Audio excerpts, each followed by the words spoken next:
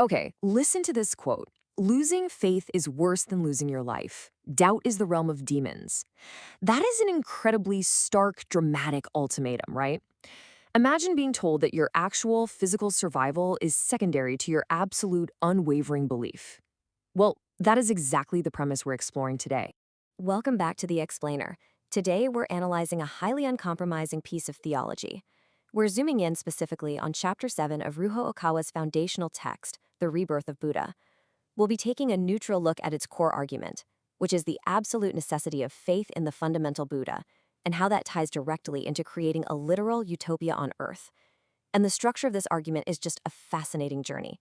It takes us from the massive scale of the cosmos straight down into your living room. So, here is our roadmap for today. We're covering 5 key areas. 1. Cosmic faith. 2. Demonic doubt. 3. Earthly attachments. 4. Arrogance. And finally, number 5, the family utopia. Let's jump right into Section 1, Cosmic Faith, the object of devotion. We're starting with the outermost ring here. Looking at the title of Chapter 7, Faith and the Path to Building the Buddha Land, the source makes it entirely clear that these two concepts are inextricably linked. The argument is that building a utopia is simply impossible without deep gratitude and reverence for the fundamental Buddha who rules the universe, alongside the high-level spirits guiding humanity. Recognizing this spiritual hierarchy is laid out as the absolute prerequisite for any kind of earthly progress. And here is where the text sets its firmest boundary. Belief cannot be partial. It requires 100% commitment. According to the source, practitioners have to possess absolute certainty in the teachings. There is literally zero room for hesitation, no space for taking a wait-and-see approach. You're either entirely united with the teachings, or you're not on the path at all. Which brings us to Section 2, Demonic Doubt, the Danger of Suspicion. Because, think about it. If 100% faith is required, what happens when that faith cracks? Even just a little bit? Well, the text treats doubt as an existential threat. It claims that even a tiny seed of suspicion opens an immediate doorway for demonic forces to enter. Malevolent entities are supposedly actively looking for these exact cracks to infiltrate a practitioner's mind, pit people against one another, and just breed division. The phrasing here is exact, and it's pretty severe.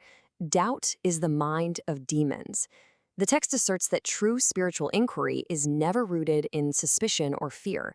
If you begin to harbor cynical suspicion, the teachings dictate that you are no longer considered a spiritual practitioner.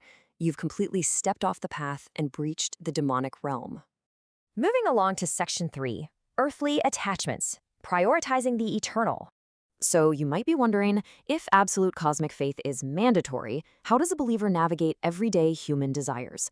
The text presents a totally non-negotiable scale here. On one side, you have earthly values, status, honor, money, romance, and on the other, the eternal soul.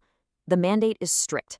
The eternal soul and unwavering faith must always win out, no exceptions. The source emphasizes this with a really dramatic claim. A believer should never abandon their faith for the sake of their job, for immense wealth, or even for the affections of a spouse. The text states unequivocally that nothing is heavier than faith, and that choosing a life firmly united with the teachings is the only correct path, regardless of the earthly sacrifices you might have to make.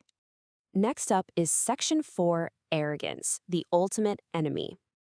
Now, even if someone successfully sheds all those earthly attachments we just talked about, there's still an internal vulnerability that the text calls the greatest enemy of a practitioner, manshin, or arrogance.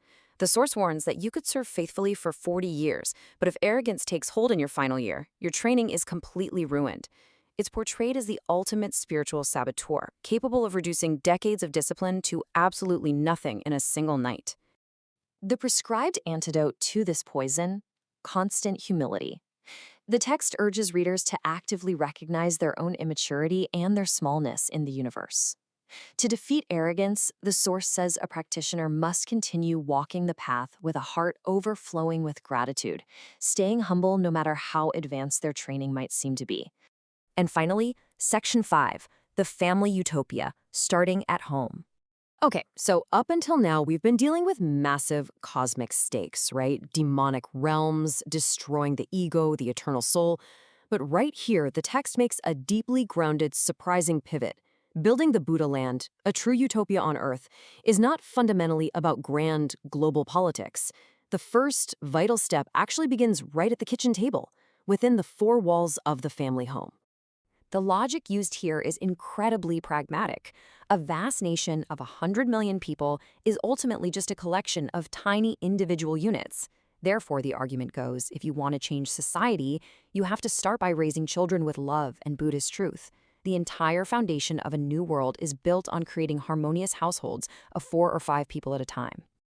And check out this truly climactic statistic. The text states that cultivating a harmonious family home constitutes a staggering 90% of the work required to build an earthly utopia. Only the remaining 10% is left to external, worldly efforts. Your home life isn't a distraction from your spiritual mission, it is the overwhelming majority of it. And the text draws a very firm boundary here. It strictly warns against getting swept up in the illusion of grand worldly ambition.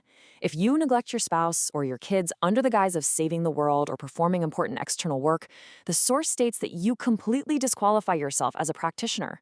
True harmony cannot exist out there in the world if you've abandoned it inside your own house. So, we've journeyed from the necessity of 100% cosmic faith to the dire warnings of demonic doubt, through the traps of worldly attachment and arrogance, only to arrive right back home. The source presents a really fascinating paradox. The path to reshaping the entire universe is walked almost entirely within our own homes, which leaves us with a pretty compelling question.